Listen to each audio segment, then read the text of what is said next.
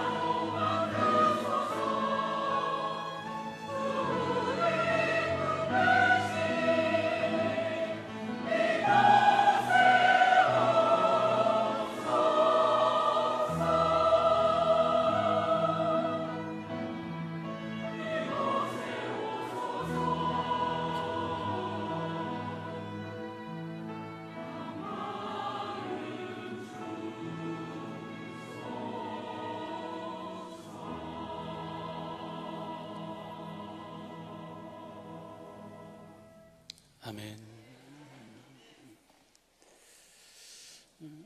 오늘 예배당으로 올라오는 길에 한 장로님을 뵙게 됐는데, 장로님께서 손을 꼭 잡으시면서 목사님 건강하세요 이렇게 말씀하는 겁니다. 그런데 마음이 그 얘기를 들으니까 환하게 밝아지면서 마음이 평안해지면서 참 힘이 되었는데, 진심을 담은 말은요,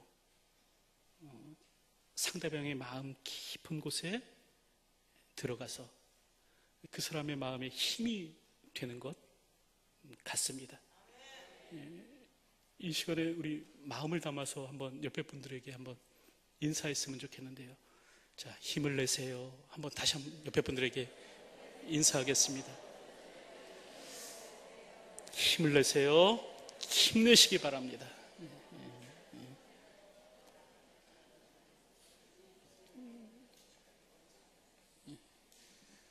화이팅.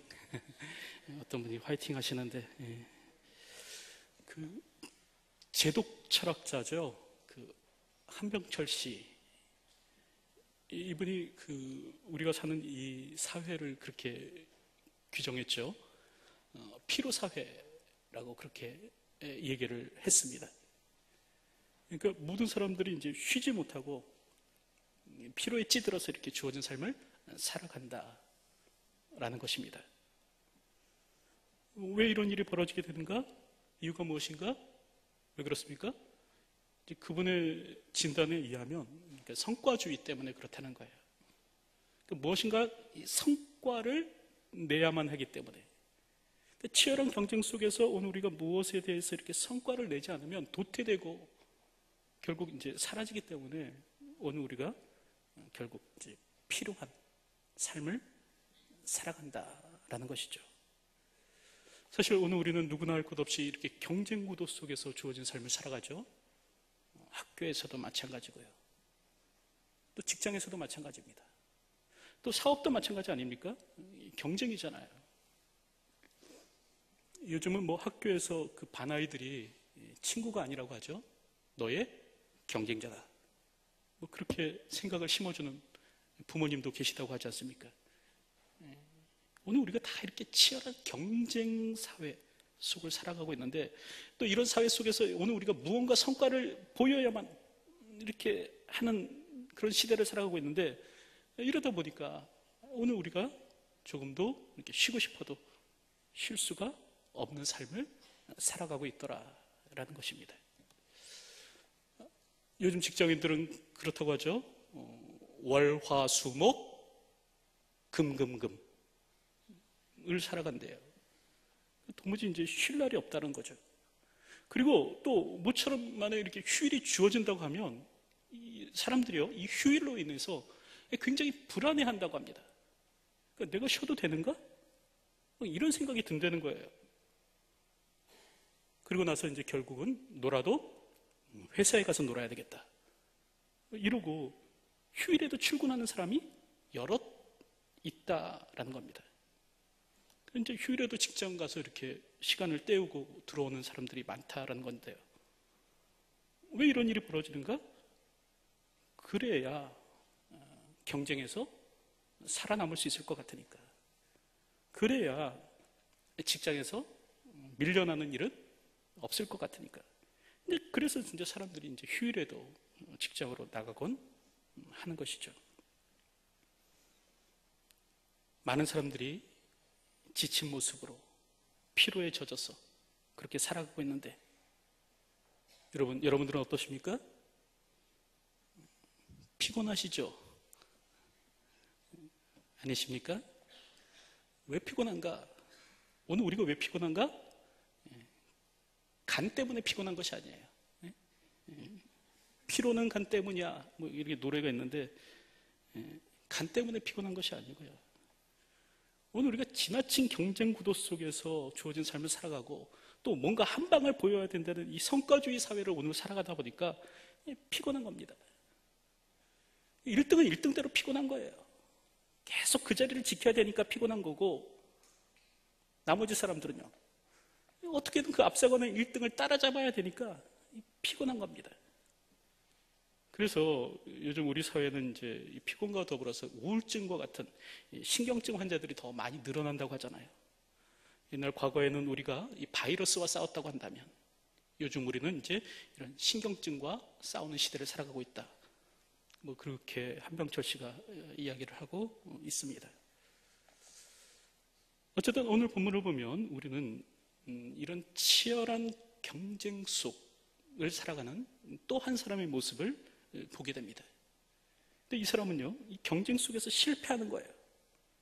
그래서 결국 이제 한 자리에 무려 38년이나 자리를 뜨지 못하고 계속 그 자리에 머물러 있을 수밖에 없는 그런 한 사람의 모습을 오늘 보게 되는 겁니다. 그 사람이 누구인가? 오늘 본문 5절의 말씀에 나오는 38회 된 바로 병자이죠. 이 사람은 어떤 사람인가?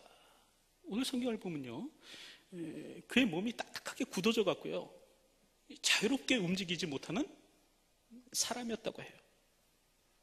그래서 결국 늘 경쟁 순위에서 뒤처져 갔고, 그렇게 이제 자기 몸을 고치고 싶지만 고치지 못하고 그렇게 38년의 세월을 보낸 사람이라고 합니다. 오늘 우리가 읽은 본문 2절을 보면 한 신기한 연못이 나오죠. 베데스다라는 연못이 나오는데, 그 이름의 뜻은 이제 자비의 집이라는 뜻을 가지고 있습니다. 근데 이제 이 자비의 집이라는 연못에서 어떤 일이 일어난다는 거예요. 물론 이제 실제로 그런 일이 일어났느냐, 그건 알지 못하고요. 어쨌든 그 당시 사람들이 믿기를 어떻게 믿었냐면, 가끔 천사가 이 연못에 내려와서 물을 움직일 때가 있다는 겁니다. 그럼 이제 그 물을 막 이렇게 움직이고 소용돌이 칠 때, 그때 재빨리 사람이 달려가서 그곳에 몸을 담그면 제일 첫 번째 사람, 그러니까 그 연못에 제일 첫 번째 몸을 담근 그 사람은 그 병이 무엇이든지 간에 낫게 된다 라는 그런 믿음이 사실 이 사람들 가운데 있었던 겁니다.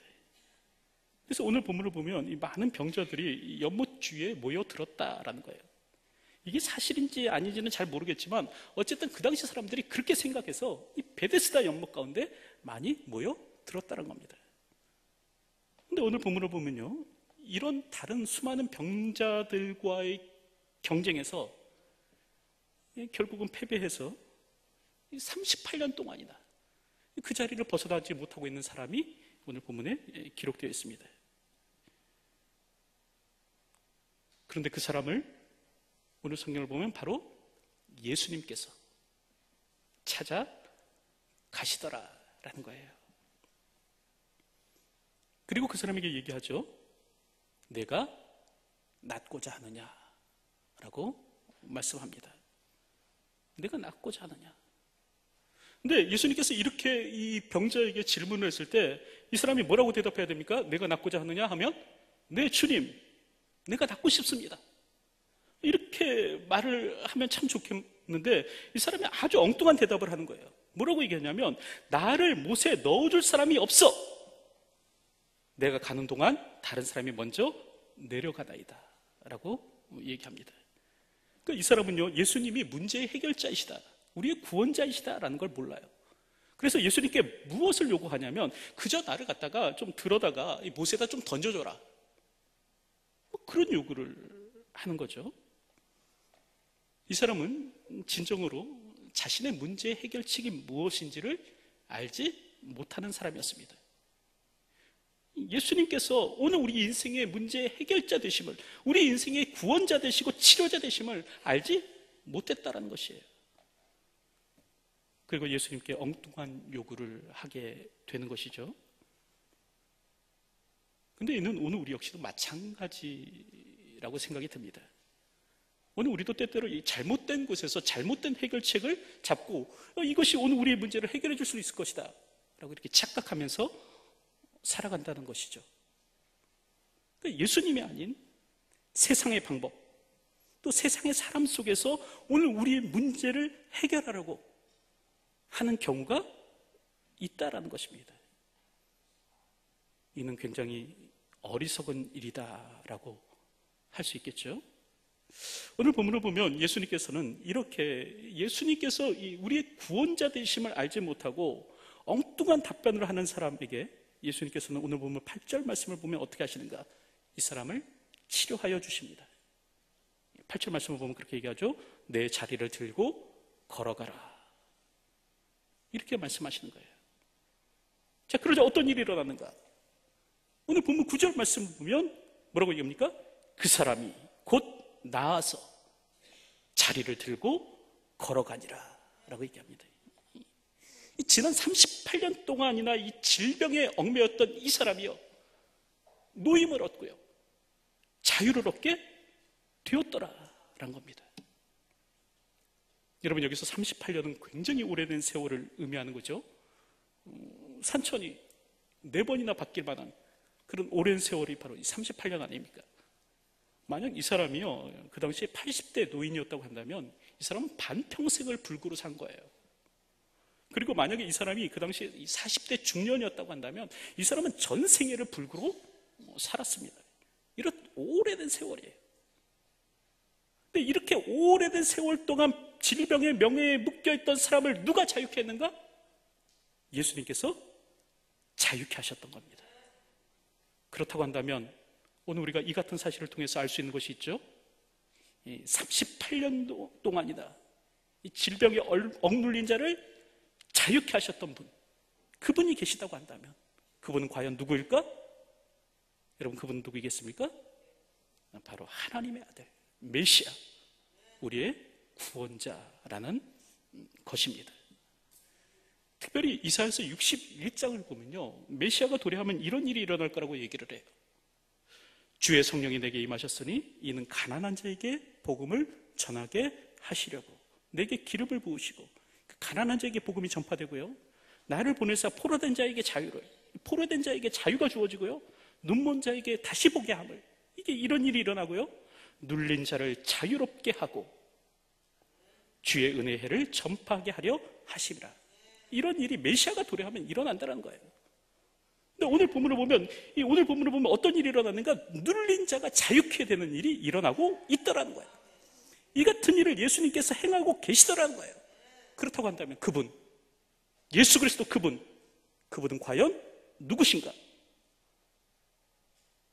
오늘 성경에 하면 그분은 바로 메시아시다, 하나님의 아들이시다, 우리 인생의 구원자시다 라고 성경은 우리들에게 말씀해 주고 있는 것입니다.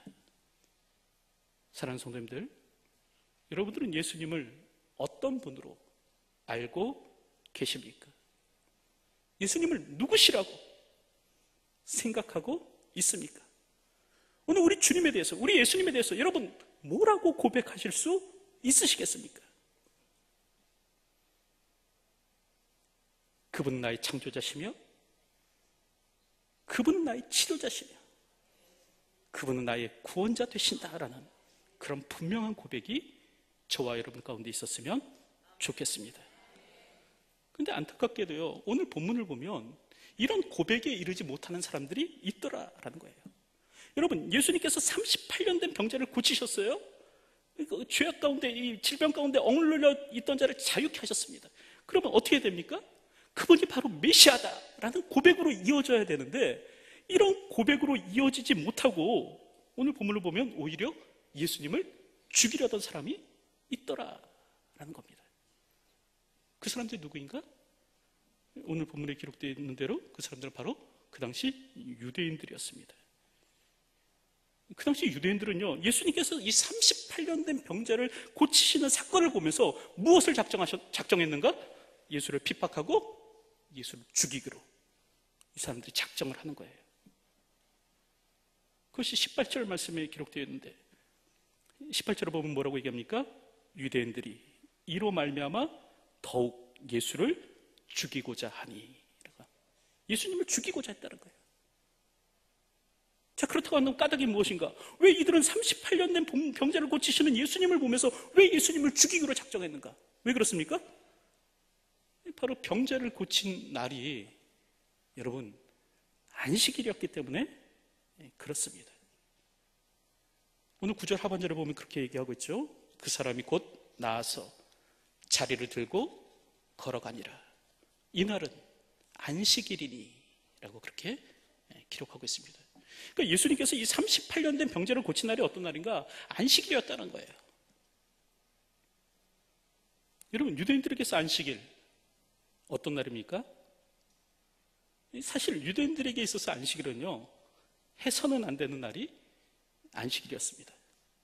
그러니까 다시 말하면 씨 뿌려도 안 되고, 밭 갈아도 안 되고, 추수해도 안 되고, 타작해도 안 되고, 빻아도 안 되고, 찧어도 안 되고, 채질해도 안 되고, 구워도 안 되고, 삶아도 안 되고, 빗질해도 안 되고, 배틀에 실을 걸어도 안 되고, 매듭을 풀어서도 안 되고, 바느질해서도 안 되고, 선을 그어서도 안 되고, 알파벳을 2자 이상 지어서도 안 되고, 불을 꺼서도 안 되고, 불을 켜서도 안 되고, 물건을 운반해서도 안 되고, 안 되고, 안 되고, 안 되고, 안 되는 날이 안식일이었습니다.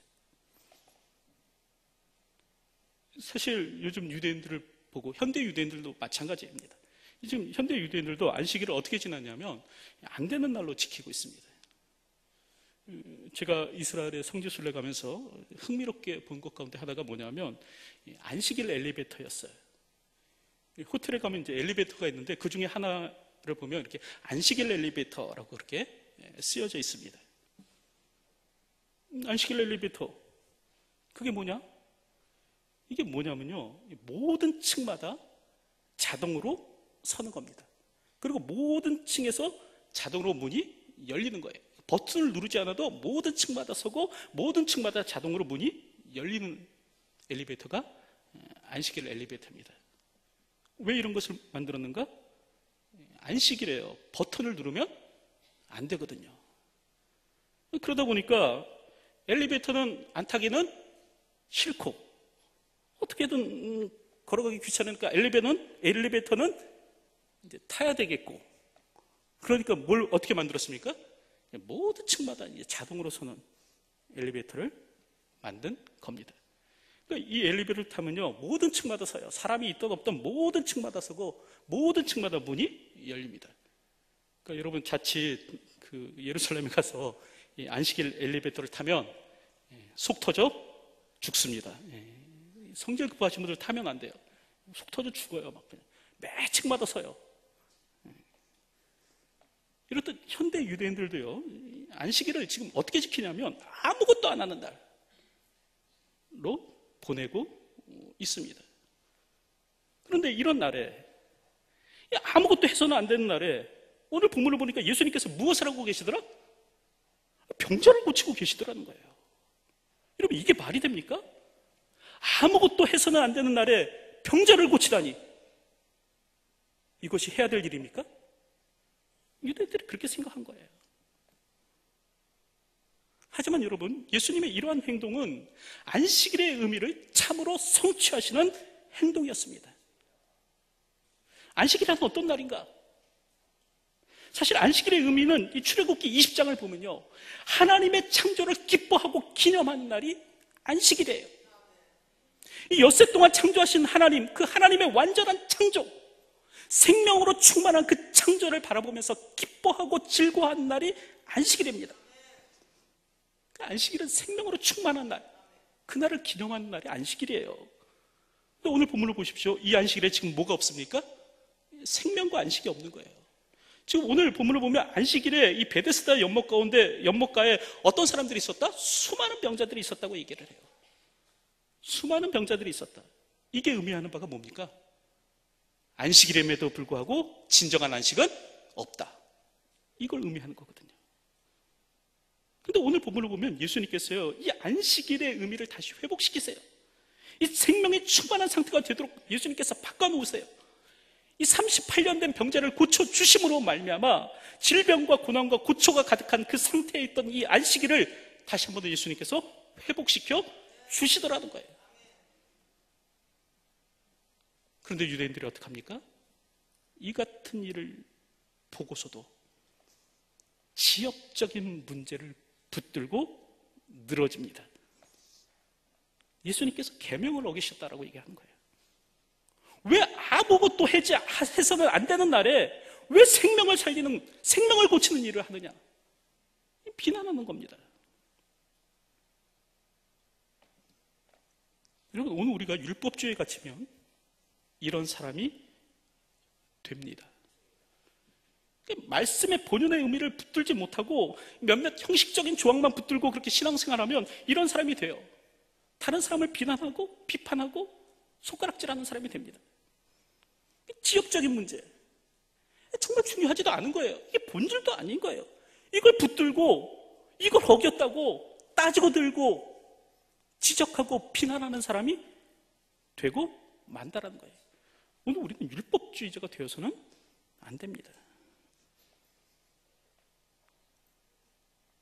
그런데 문제는 오늘 우리가 신앙생활을 오래 하면 오래 할수록 율법주의자가 될 수 있는 경향이 많아집니다. 다시 말하면 내가 알고 있는 몇몇 원리들을 붙들고 그걸 가지고 다른 사람을 정죄하고 그것을 가지고 다른 사람을 비난하고 쇠꼬챙이 같은 사람이 되어갖고요, 다른 사람에게 상처내는 그런 사람이 되고 만다는 거예요. 그러니까 자신의 신앙의 틀을 다른 사람에게 들이대면서 다른 사람을 비난하고 비판하는 사람이 되기 쉽다라는 겁니다. 여러분들 다시 한 번 더 우리 자신을 돌아볼 수 있었으면 좋겠습니다. 내가 바로 이 본질을 붙들고 그렇게 신앙생활하고 있는 사람인지 좀 생각해 볼 수 있었으면 좋겠습니다. 지엽적인 것을 붙들기 시작하면요, 본질에서 멀어집니다. 오늘 우리는 본질을 붙잡을 수 있는 사람이 되어야 돼요. 근데 오늘 본문을 보면 이 유대인들은요, 지엽적인 거 이거 붙들고요, 지금 본질을 행하시는 예수님을 향해서 정죄하며 비난하며 그를 죽이려고 하였던 것입니다.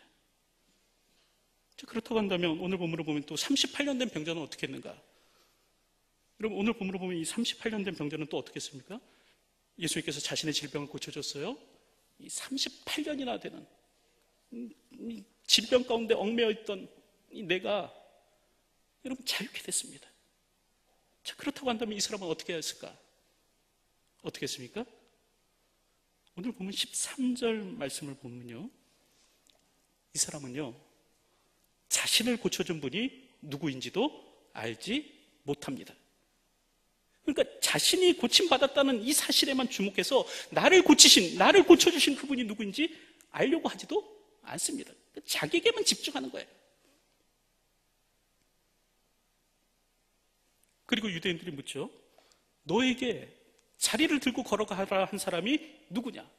내가 지금 안식일인데 지금 자리를 들고 걸어가는데 너에게 자리를 들고 걸어가라고 한 사람이 누구냐? 유대인들이 묻습니다. 근데 이 사람이 뭐라고 성경에 기록되어 있냐면, 고침을 받은 사람은 그가 누구인지 알지 못하니. 자기를 치료해 준 사람이 누구인지 이 사람이 알지 못한다는 거예요. 누가 나를 고쳐주셨는지, 누가 나를 병에서 자유케 하셨는지 이것조차도 이 사람이 관심을 갖지 않더라는 겁니다. 그리고 그러다가 마침내 우연히 이 사람이 예수님을 성전에서 만나게 되죠. 그리고 이 자신을 고쳐준 분이 예수님임을 알게 됩니다. 그랬을 때 이 사람이 어떻게 하는가? 오늘 보면 15절을 보면요, 유대인들에게 가서 예수님을 고발하는 거예요. 그 사람이 유대인에게 가서 자기를 고치는 예수라 하니라. 지금 이 사람은 자기가 안식일에 자리를 들고 걸어가는 것이 이제 문제가 된 것을 알고 있습니다. 이게 안식일법을 어긴 거예요, 자기가. 그랬더니 이 사람이 어떻게 하는가? 내가 자리를 들고 걸어가고 싶어서 걸어간 것은 아니고요, 나를 고쳐준 사람이 있는데요, 그 사람이 나보고 들고 가라고 해서 제가 할 수 없이 들고 간 겁니다. 제가 안식일을 어긴 건 아니고요, 저도 시켜서 그렇게 한 겁니다. 지금 이 사람이 그렇게 변명을 하고 있는 겁니다. 그리고 유대인들이 그럼 그 사람이 누구냐? 너 보고 자리를 들고 가라고 한 사람이 누구냐?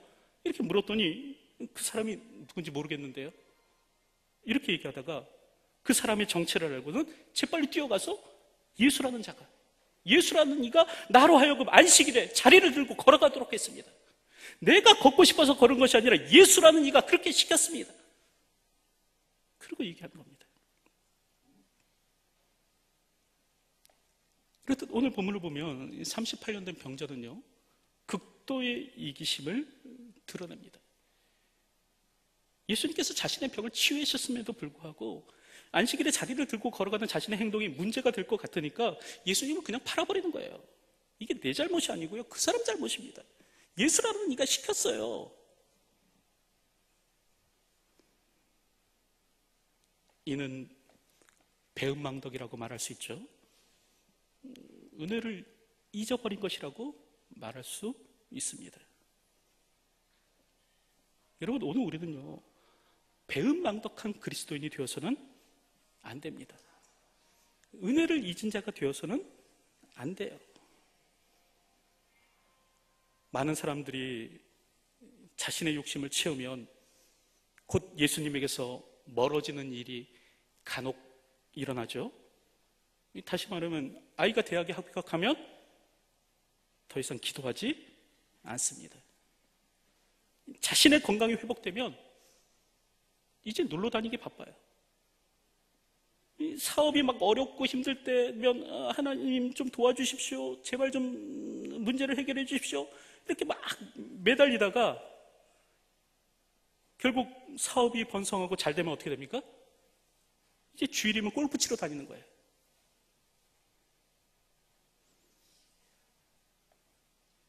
오늘 우리는 이런 신앙인의 모습을 가져서는 안 된다는 겁니다.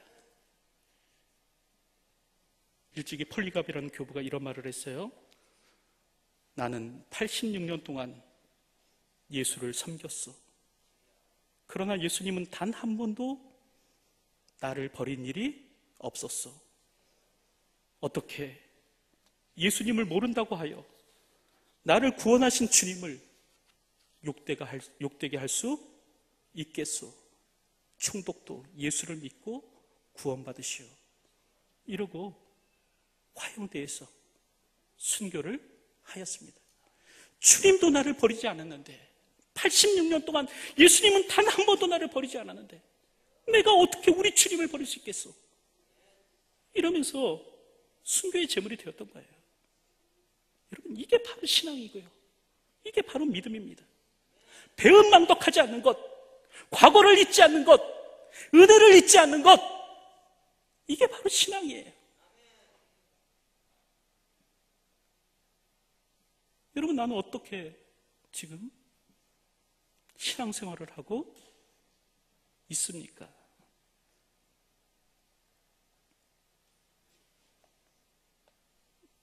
말씀을 정리하겠습니다. 오늘 우리는 이 38년 된 병자를 고친 이 사건을 통해서 예수님께서요, 진정한 생명의 주인이시고 안식일의 주인이시고 오늘 우리에게 참된 안식을 가져다 줄 분이시고 억눌린 우리를 진정으로 자유케 해줄 분이시다라는 것을 알 수 있습니다. 그렇다고 한다면 어떻게 반응해야 될 것인가? 오늘 본문을 보면 유대인들은요, 이런 예수님의 모습을 보고도요, 이 지엽적인 것에 얽매여서 예수님을 죽이려고 했어요. 또 오늘 본문을 보면 이 38년 된 병자는요, 예수님께서 나를 치료해 주셨음에도 불구하고 나 하나 살고자 예수님을 배반하는 일이 일어났습니다. 오늘 나는 어떻게 살아가고 있는지 다시 한 번 더 돌아봤으면 좋겠습니다. 예수님은 분명 하나님의 아들이시고 그분은 분명 우리의 구원자이십니다. 그렇다고 한다면 그분께 오늘도 주어진 삶을 살아갈 때 바른 믿음으로 반응할 줄 알며 이 땅을 살아갈 수 있는 저와 여러분들이 되시기를 주님의 이름으로 축원드립니다. 기도하겠습니다. 하나님, 은혜를 잊지 않는